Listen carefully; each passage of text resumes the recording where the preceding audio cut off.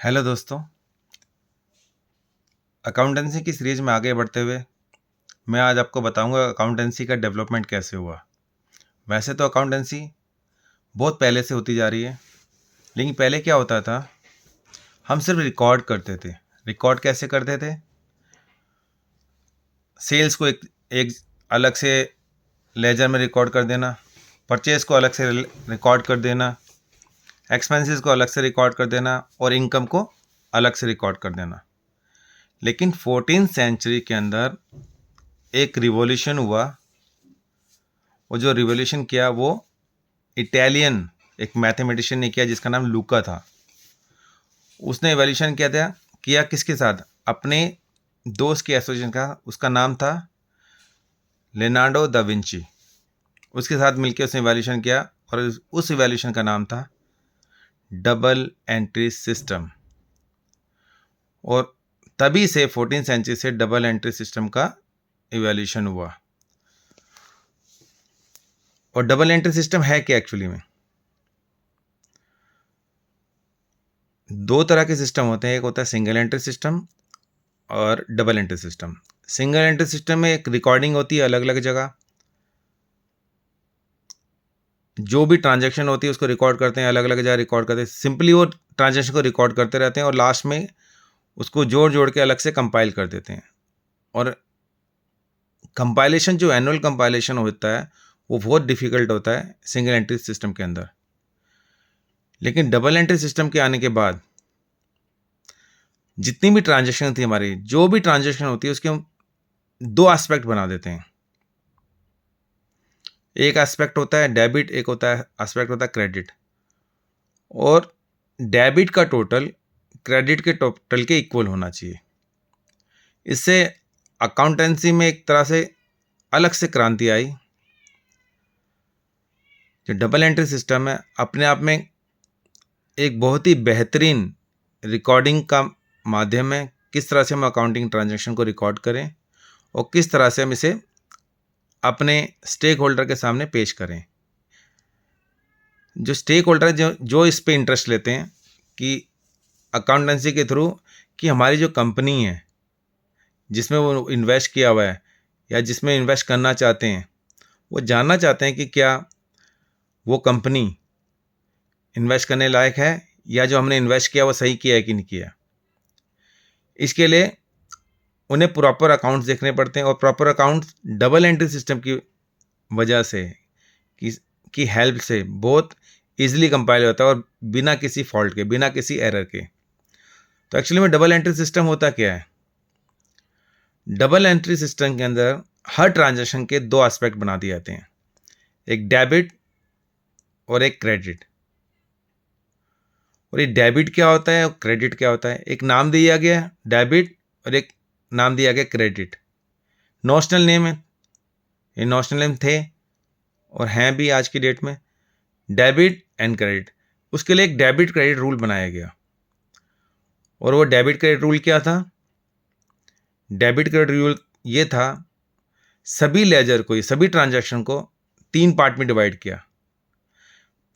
पहला पार्ट था personal account, दूसरा पार्ट था रियल अकाउंट और तीसरा पार्ट था नॉमिनल अकाउंट, और जिसे इम्पर्सनल अकाउंट भी कहा जाता है।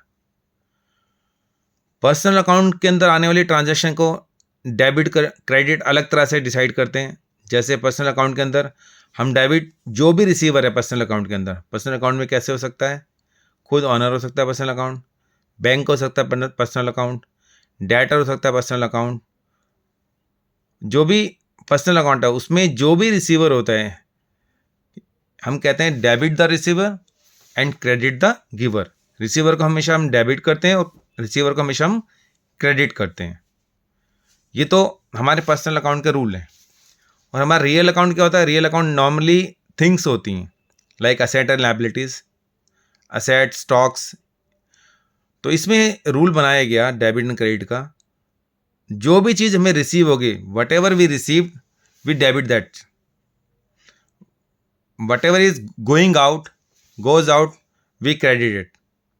तो डेबिट के लिए comes in means debit, goes out means credit. मैं आपको एग्जांपल के साथ बताऊंगा। पहले हम एक रूल पढ़ लेते हैं, ये रूल है डेबिट कार्ड का रूल है क्या। पहला पर्सनल अकाउंट का रूल, दूसरा रियल अकाउंट का रूल वही बता दिया, और थर्ड नॉमिनल अकाउंट का रूल। नॉमिनल अकाउंट या इम्पर्सनल। नॉमिनल अकाउंट में सभी एक्सपेंसेस होते हैं उसको डेबिट किया जाता है, सभी इनकम को क्रेडिट किया जाता है, और जितने भी लॉसेस होते हैं उसको डेबिट किया जाता है, और जितने भी हमारे गेंस होते हैं उसको क्रेडिट किया जाता है। ये हमारा नटशेल में डेबिट क्रेडिट का रूल है। Personal account, real account and nominal account. अगर हम इसे अच्छी तरह सीख लें कि पर्सनल अकाउंट के अंदर क्या क्या आते हैं, रियल अकाउंट में क्या क्या आते हैं, और नॉमिनल अकाउंट में क्या क्या आते हैं, तो मेरे दावा है कि आप कभी गलती नहीं करेंगे डेबिट और क्रेडिट में, क्योंकि हर ट्रांजैक्शन के दो ही एस्पेक्ट हैं, एक डेबिट और क्रेडिट। फॉर एग्जांपल मैं आपको बताता हूँ, हमने कोई एसेट खरीदी, let assume we bought a furniture for ₹1000। तो इसमें दो एस्पेक्ट, एक डेबिट और क्रेडिट। इसके अंदर दोनों में रियल ले रहा हूँ, एक फर्नीचर रियल है और कैश भी एक रियल है। अब देखा जाए तो बिजनेस के पॉइंट ऑफ व्यू से हमेशा हमें देखना है, बिजनेस अपने आप में एक अलग आइडेंटिटी है। अलग आइडेंटिटी मतलब business is a separate age and business man is a separate man. हम बिजनेस पॉइंट ऑफ व्यू से देखेंगे कि बिजनेस में क्या चीज़ आ रही है और बिजनेस से क्या चीज़ जा रही है। मैं रियल का एग्जांपल दे रहा हूँ, रियल अकाउंट का। अब यहाँ पे हमने फर्नीचर बाय किया तो फर्नीचर आ रहा है, तो हम फर्नीचर को क्या करेंगे, debit. We debit the furniture, और कैश क्या हमारे पास से जा रहा है, वी क्रेडिट द कैश। तो हमारी जो एंट्री होती है, देखा होगा आपने, इसको हम फर्नीचर अकाउंट डेबिट करके क्रेडिट करते हैं किसको, कैश अकाउंट को। Furniture account debit to cash account. इस तरह से ये रियल अकाउंट की एंट्री होती है। एक सिंपल सा एग्जांपल दिया, डिटेल में आपको मैं बताऊंगा, जो मेरा वीडियो होगा उसमें पूरा डिटेल में किस तरह से कौन कौन सी ट्रांजेक्शन को किया जाता है वो सब मैं बताऊंगा। पर्सनल अकाउंट का एग्जांपल देता हूं मैं आपको। लाइक राम को हमने पेमेंट करी, इसमें जो राम है वो पर्सनल अकाउंट के अंदर था। अब यहां पे आप ध्यान से देखोगे आप तो राम इस केस में क्या है, हमने राम को पेमेंट की। हम बिजनेस पॉइंट ऑफ व्यू से सोचेंगे, बिजनेस से अमाउंट गया, कैश गया, तो कैश क्या गया, कैश तो रियल अकाउंट है, रियल अकाउंट में जाना है, यानी गोज आउट में मीन्स क्या है, कैश अकाउंट क्रेडिट होगा।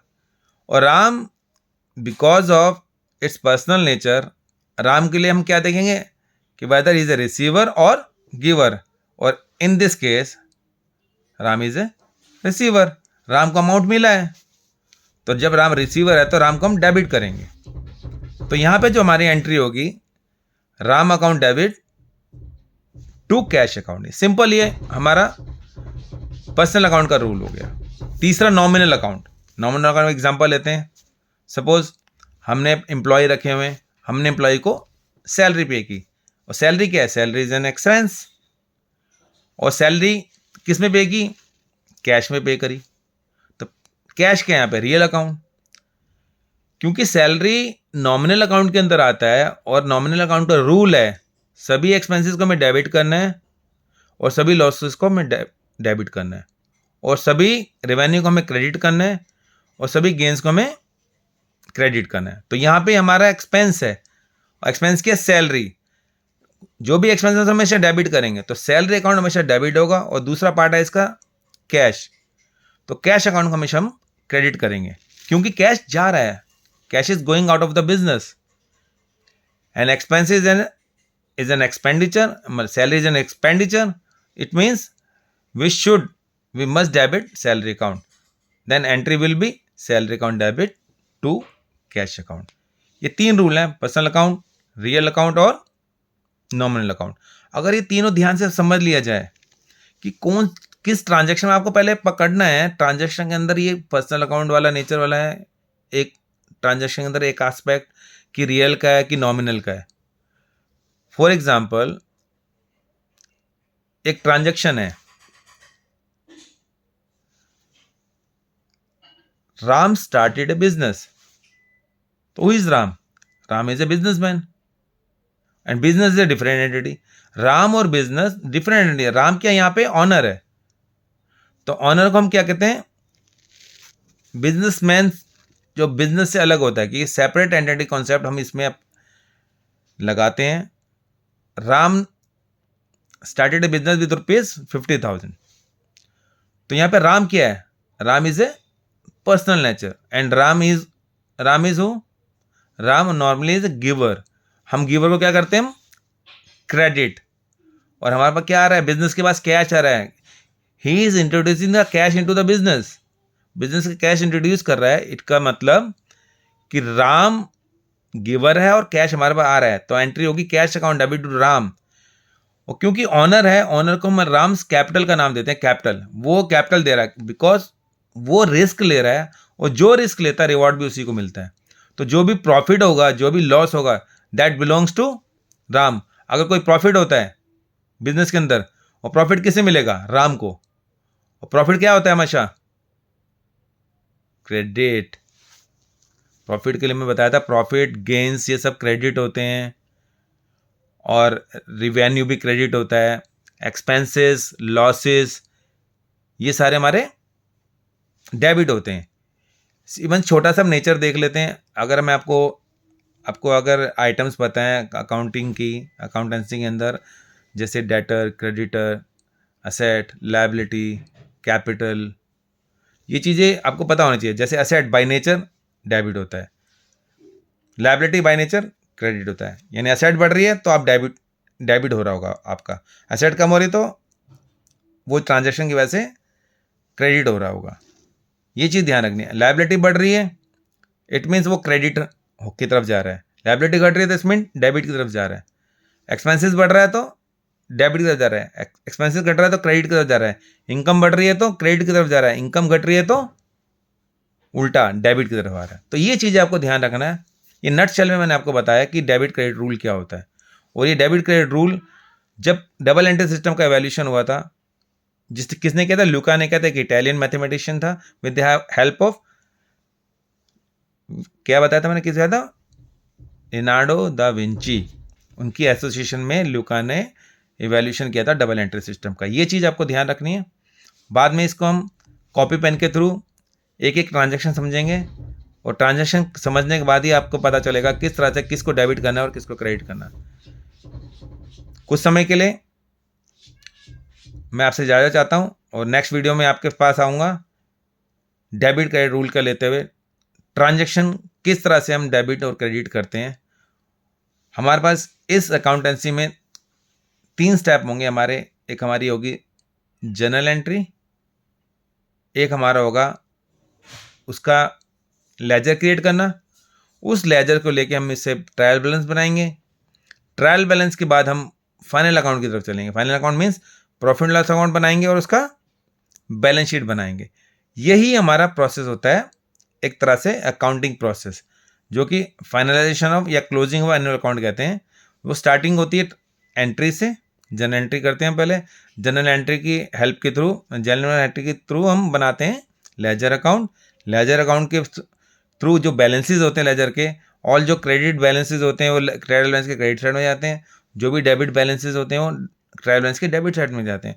और डेबिट और क्रेडिट हमेशा मैच करेंगे, क्योंकि हर ट्रांजेक्शन के 2 ही एस्पेक्ट होते हैं, एक डेबिट और क्रेडिट सेम अमाउंट से। अगर 25,000 की ट्रांजेक्शन है तो 25,000 डेबिट होगा और 25,000 ही क्रेडिट होगा, इसलिए कभी भी मिसमैच नहीं हो सकता। और आपकी बैलेंस शीट हमेशा टैली होगी अगर आप कॉन्सेप्चुअल तरीके से देख रहे हैं, कॉन्सेप्ट को ध्यान में रख के कर रहे हैं, हर एस्पेक्ट को, यानी हर ट्रांजेक्शन को दो एस्पेक्ट दे रहे हैं, 2 पहलू दे रहे हैं, एक डेबिट और एक क्रेडिट, तब आपकी कभी भी बैलेंस शीट गलत नहीं हो सकती, हमेशा मैच करेगी। ये बात आपको ध्यान रखना है। अब इसके बाद हम मिलेंगे एक नए लेक्चर में और नई ट्रांजेक्शन के साथ, जिसमें आपको मैं 15-20 ट्रांजेक्शन बताऊंगा कि उसकी किस तरह से जनरल एंट्री करनी है। अगले लेक्चर में सिर्फ जनरल एंट्री करना बताया जाएगा। मैं मेनली 2 अकाउंट, रियल, पर्सनल और नॉमिनल, जो 3 अकाउंट हैं, 2 में से बताऊंगा। जैसे आपको 2 अकाउंट नेक्स्ट लेक्चर में हम क्लियर कर देंगे, पर्सनल और रियल। और नॉमिनल के लिए एक अलग से क्लास लेंगे, क्योंकि नॉमिनल बहुत बड़ा हो जाता है इसके अंदर। और पूरी ट्रांजेक्शन देखते हुए आपको नेक्स्ट लेक्चर में मिलते हैं, तब तक के लिए धन्यवाद।